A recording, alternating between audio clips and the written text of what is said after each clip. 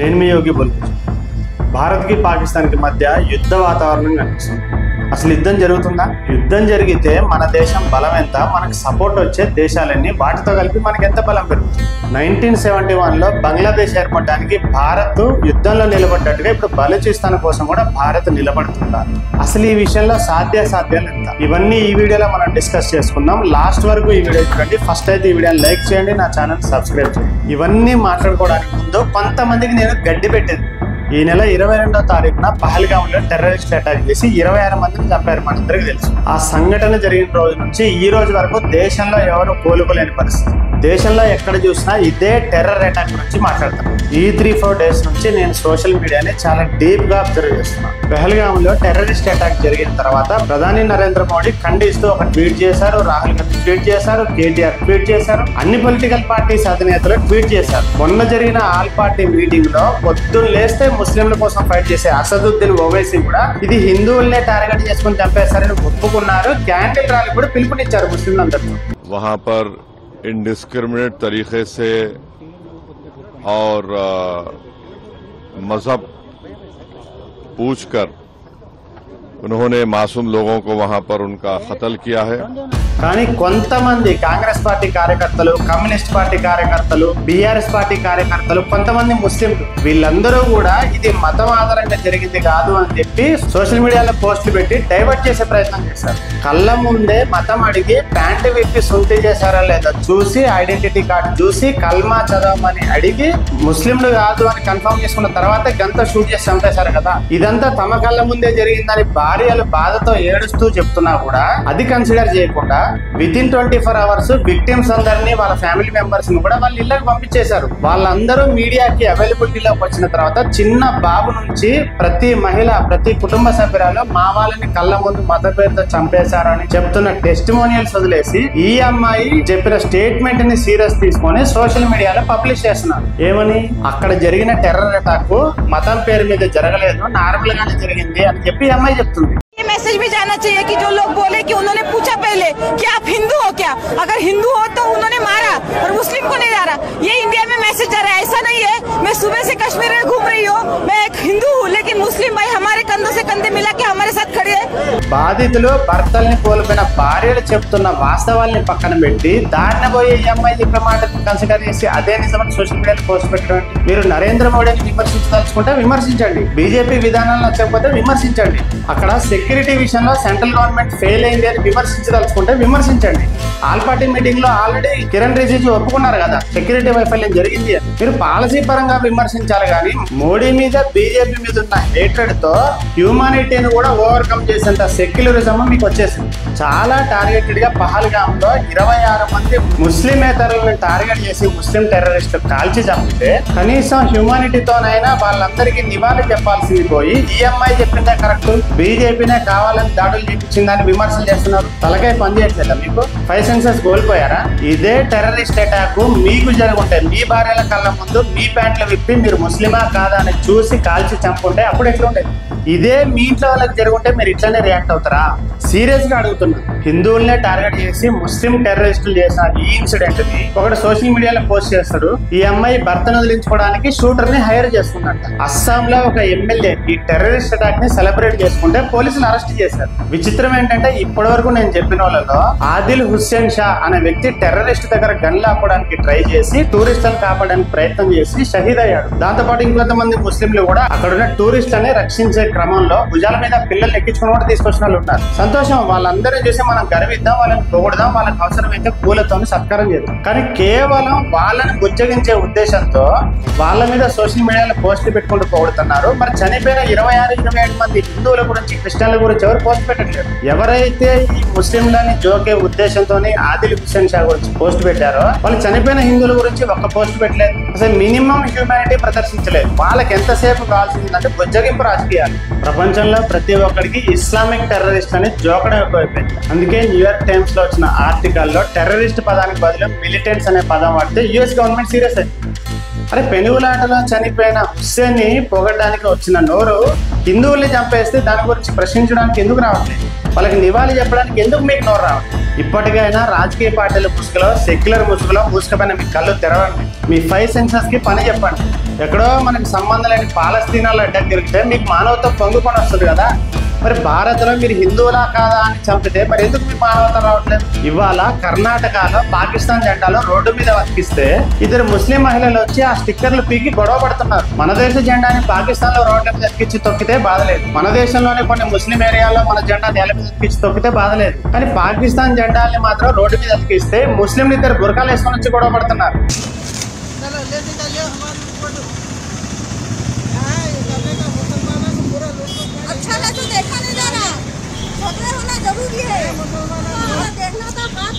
ఈ దేశం తిండి తింటూ ఈ దేశం గాలి పీలుస్తూ ఈ దేశం జెండా తొక్కడానికి రెడీ మన శత్రు దేశమైన పాకిస్తాన్ జెండా తొక్కితే మాత్రం ఓర్చుకోలేరు. అసలు వీళ్ళు కదా నిజమైన టెర్రరిస్టులు అంటే గన్ను పట్టుకొని బార్డర్ దాటుకొని వచ్చి మనల్ని చంపేసేవాడే కాదు, అర్బన్ లో ఉన్న వాళ్ళు కూడా టెర్రరిస్టులే, ఇలాంటి మైండ్ సెట్ ఉన్న వాళ్ళు కూడా టెర్రరిస్టులే. పహల్గామ్ లో జరిగిన టెర్రర్ అటాక్ హిందువులనే టార్గెట్ చేసి చంపారు. It is very clear, no doubt about it. మళ్ళీ ఇందులో సెకండ్ థాట్ లేదు. చంపింది ముస్లిం టెర్రరిస్టులు, చదవమన్నది ఇస్లాం లో ఉన్న కల్మా, వాళ్ళని పంపింది పాకిస్తాన్ లో ఉన్న లష్కరే తోయిబా అనుబంధ సంస్థ టీఆర్ఎస్. అయినా ఉగ్రవాదానికి మతం లేదని కామెంట్లు చేస్తారంటే 26/11 ముంబై అటాక్ చేసింది ఎవరు? అమెరికా ట్విన్ టవర్స్ అటాక్ చేసింది ఎవరు? అసలు ప్రపంచ దేశాల్లో ఏ మూలన ఏ టెర్రరిస్ట్ అటాక్ జరిగినా దాని మూలం పాకిస్తానే ఉంటుంది. టెర్రరిస్టులు ముస్లింలే ఉంటారు. ఉగ్రవాదానికి మతం లేదు అంటారు, కానీ ప్రతి ఉగ్రవాదం ముస్లిమే ఉంటారు. ఈ విషయం మీకు ఎందుకు అర్థం కావట్లేదు? ప్రపంచంలో జరిగిన most of the terrorist attacks తీసుకుందాం. ఎక్కడైనా మనుషుల్ని చంపేటప్పుడు ఆ టెర్రరిస్టులు నేను సెక్యులర్ అని చెప్పారా, నేను న్యూట్రల్ అని చెప్పారా? గన్ తీసి కాల్చడానికి ముందు కల్మా చదవమంటారు, ప్యాంట్ ఇప్పమంటారు, లేదంటే అల్లా పేరు చెప్తారు. చేసే హింస మొత్తం అల్లా పేరు మీద, ఇస్లాం పేరు మీద, ఖురాన్ పేరు మీద చేస్తున్నారు కదా. మళ్ళీ ఉగ్రవాదానికి మతం లేదంటారేంటి? పహల్గామ్ లో టెర్రరిస్ట్ అటాక్ జరగడానికి ఒక 5 days ముందు పాకిస్తాన్ ఆర్మీ చీఫ్ అసీం మునీర్ ఎన్ని రెచ్చగొట్టే మాటలు మాట్లాడారు. We are different from the Hindus in every possible aspect of life. Our religion is different. Our customs are different. Our traditions are different. Our thoughts are different. Our ambitions are different. That was the foundation of the two-nation theory that was laid there. That we are two nations. We are not one nation. ఈ వీడియోలో Asim Munir complete గా హిందూ మతాన్ని target చేసే కదా మాట్లాడింది. అసలు Pakistan rule చేసేది ఆర్మీనా, ఐఎస్ఐఎస్ఆ, లష్కరే తోయిబానా, లేదంటే గవర్నమెంటా, ఏదో కూడా అర్థం కాని పరిస్థితి. టెర్రరిస్ట్ ఆర్గనైజేషన్స్ రన్ చేస్తున్నాయి పాకిస్తాన్. అటాక్ జరిగిన తర్వాత దీని వెనుకున్న మాస్టర్ మైండ్ పాకిస్తాన్ అని చెప్తే పాకిస్తాన్ గవర్నమెంట్ లో ఉన్న వాళ్ళందరూ ఏం చెప్పారు? ఈ అటాక్ కి మాకు సంబంధం లేదు, భారత్ మా మీద బురద జల్లే ప్రయత్నం చేస్తుందని అన్నారు కదా. మళ్ళీ యాక్ట్ ఆఫ్ వార్ అని పదాలు ఒకటి. నిన్నటి వరకు పహల్గామ్ అటాక్ తో మాకు సంబంధం లేదని బుకాయించిన Pakistan government and Pakistan defence minister ఇవాళ ఓపెన్ అయిపోయాడు. ఒక ఇంటర్నేషనల్ మీడియాకి ఇచ్చిన ఇంటర్వ్యూలో 30 సంవత్సరాల నుంచి మేము ఉగ్రవాదులకి సపోర్ట్ ఇస్తున్నాం, ట్రైనింగ్ ఇస్తున్నాం, ఫండింగ్ చేస్తున్నాం అని క్లియర్గా ఒప్పుకున్నాడు. కేవలం అమెరికా వల్లనే మేము ఈ చెత్త పనులు చేస్తున్నామని స్టేట్మెంట్ ఇచ్చింది. ప్రపంచంలో ఉన్న అన్ని ఉగ్రవాద సంస్థలకి పుట్టిల్లు పాకిస్తాన్. మనకి ఊహ తెలిసినప్పటి నుండి వింటున్నాం పాకిస్తాన్ మన శత్రు దేశం, మన మీద కాలు దూకుతా ఉంటది, బార్డర్ లో మన సైనికులను చంపుతా ఉంటది, మన మీద అటాకులు చేస్తా ఉంటది అని విన్నాం. మొన్న జరిగిన 26 మంది హిందువుల మారణకాండతోని మనందరికీ భావోద్వేగం రగిలి పాకిస్తాన్ మీద యుద్ధం చేయాలని అనిపిస్తుంది. పబ్లిక్ డిమాండ్ కూడా పాకిస్తాన్ మీద యుద్ధం చేసి ప్రపంచ పటంలో పాకిస్తాన్ లేకుండా చేయాలనే వస్తుంది. దీనికి తగ్గట్టుగానే సెంట్రల్ గవర్నమెంట్ కూడా నిర్ణయాలు తీసుకుంటుంది. పహల్గామ్ అటాక్ జరగగానే సౌదీ పర్యటనలో ఉన్న మన దేశ ప్రధాని నరేంద్ర మోదీ వెంటనే వెనక్కి వచ్చేసారు. భారత్కు వచ్చాక ఒక CCS మీటింగ్ పెట్టి కొన్ని డెసిషన్స్ తీసుకున్నారు. 1960లో చేసుకున్న ఇండస్ రివర్ ట్రీటీని రద్దు చేశారు, వాఘా బార్డర్ క్లోజ్ చేశారు, సార్క్ కింద ఇచ్చిన వేషాలు రద్దు చేశారు. భారత్కు వచ్చిన పాకిస్తానీ దేశస్తులకి 48 గంటల డెడ్లైన్ ఇచ్చి వెనక్కి వెళ్ళగొట్టేశారు. ఇట్లాంటి కొన్ని కఠినమైన నిర్ణయాలు తీసుకున్నారు ప్రధాని. ఆ తర్వాత ఆల్ పార్టీ మీటింగ్ పెట్టి అన్ని రాజకీయ పార్టీల మద్దతు తీసుకున్నారు. మరోవైపు అరేబియా సముద్రంలో నేవీ మిసైల్స్ టెస్ట్ చేస్తుంది. మన ఎయిర్ ఫోర్స్ జెట్ ఫ్లైట్లు చక్కర్లు కొడుతున్నాయి.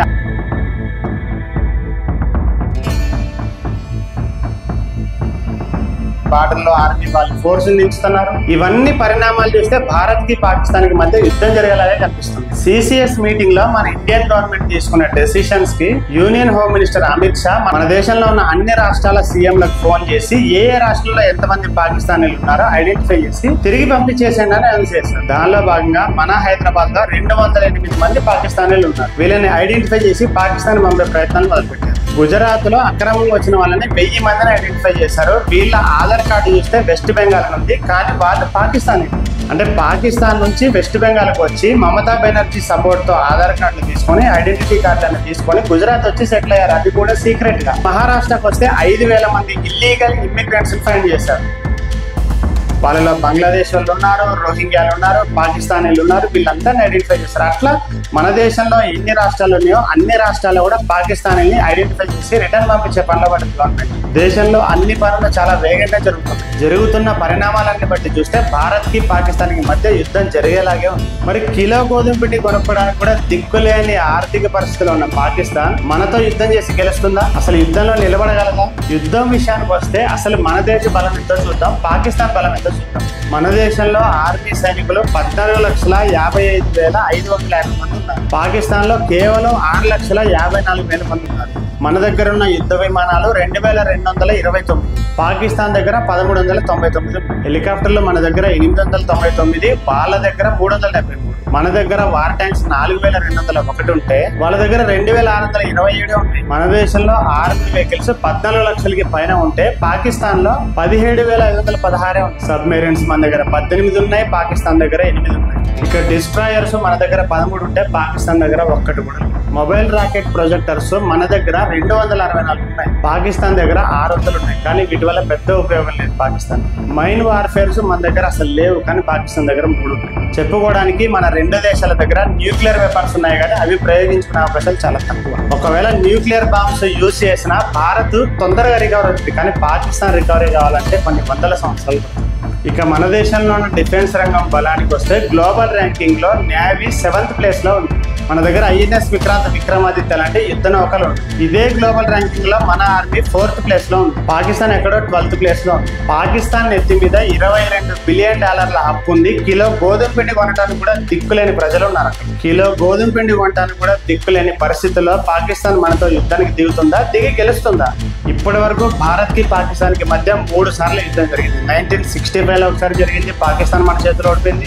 1971లో బంగ్లాదేశ్ లిబరేషన్ వార్ విషయంలో కూడా మన దేశం పాకిస్తాన్ చిత్తుగా ఓడించింది. ఇక 1999 కార్గిల్ వార్లో అయితే మనం పాకిస్తాన్ సోల్జర్స్ పరిగెత్తించి కొట్టి ఓడించాం. ఆల్రెడీ ఆర్థిక వ్యవస్థ దెబ్బతిన్న పాకిస్తాన్ మనతో యుద్ధానికి దిగితే పాకిస్తాన్కే నష్టం. ఇప్పటి వరకు మన దేశం బలం ఏంటి, పాకిస్తాన్ బలం ఏంటో మాట్లాడుకున్నాం, కానీ మన దేశాలకు వచ్చే మద్దతు కూడా బలమే. అయితే భారత్ కి ఎవరు మద్దతు ఇస్తున్నారు? US ఇస్తుంది, UK ఇస్తుంది, ఇటలీ ఇస్తుంది, ఫ్రాన్స్ ఇస్తుంది, ఇజ్రాయెల్ ఇస్తుంది.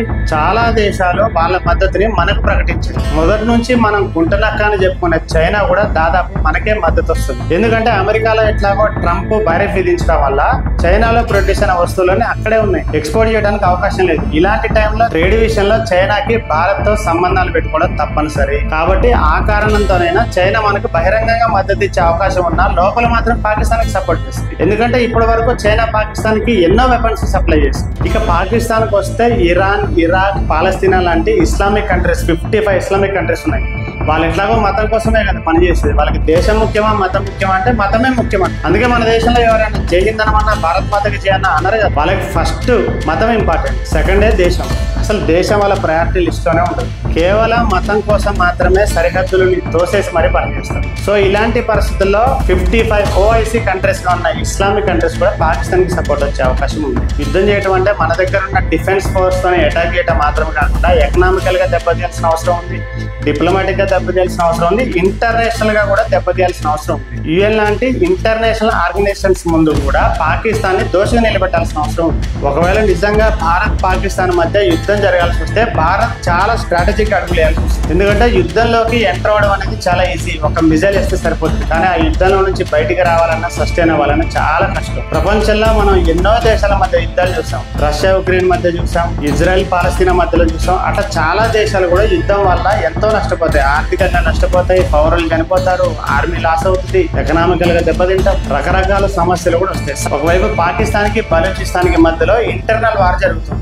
దీన్ని కూడా మన దేశం స్ట్రాటజిక్ గా యూజ్ చేసుకుని 1971లో బంగ్లాదేశ్ కి ఎట్లయితే విమోచన కల్పించడానికి సపోర్ట్ చేసిందో బలూచిస్తాన్ కూడా సపోర్ట్ చేసి పాకిస్తాన్ దెబ్బ కొట్టాల్సిన అవసరం. ఈ కోణంలో భారత్ తప్పకుండా బలూచిస్తాన్ కి సపోర్ట్ చేసి బలూచిస్తాన్ ని ప్రత్యేక దేశంగా ఏర్పాటు చేసే అవకాశం కూడా ఉంది. 70-80 ఏళ్లుగా భారత్ పాకిస్తాన్ మధ్య ఉన్న వివాదాలకి చెక్ పెట్టాల్సిన అవసరం ఉంది. దానిలో భాగంగానే ఖచ్చితంగా భారత్ పాకిస్తాన్ మీద యుద్ధం చేయాల్సిందే. నాకు కూడా ఇదే కోరిక ఉంది, పబ్లిక్ కూడా ఇదే డిమాండ్ చేస్తుంది. కాకపోతే ఈ యుద్ధం జరిగితే మనకి ఎంత నష్టం జరుగుతుందని కూడా అంచనా వేసుకోవాలి. భారత్ డెవలపింగ్ కంట్రీగా ఇలాంటి టైంలో మన దేశం పాకిస్తాన్ తో యుద్ధానికి దిగితే ఎంతో కొంత ఎకనామికల్ గా దెబ్బతినే అవకాశం ఉంది. నిజానికి పాకిస్తాన్ కుట్ర కూడా ఇదే. ఫస్ట్ రెచ్చగొట్టారు, తర్వాత దాడి చేశారు, ఇప్పుడు విక్టిమ్ కార్డు కూడా వాడతారు. ప్రపంచ దేశాల ముందు యుఎన్ లాంటి వాటి ముందు కూడా మా మీద భారత్ దాడి చేస్తుంది, యుద్ధం చేస్తుంది అని ఇలానే చేసి చూపించే ప్రయత్నం కూడా జరుగుతుంది. లెట్స్ సీ ఏం జరుగుతుందో. ఫ్రెండ్స్, నా వీడియో మీకు నచ్చితే లైక్ చేయండి, కామెంట్ చేయండి, షేర్ చేయండి, నా ఛానల్ సబ్స్క్రైబ్ చేయండి.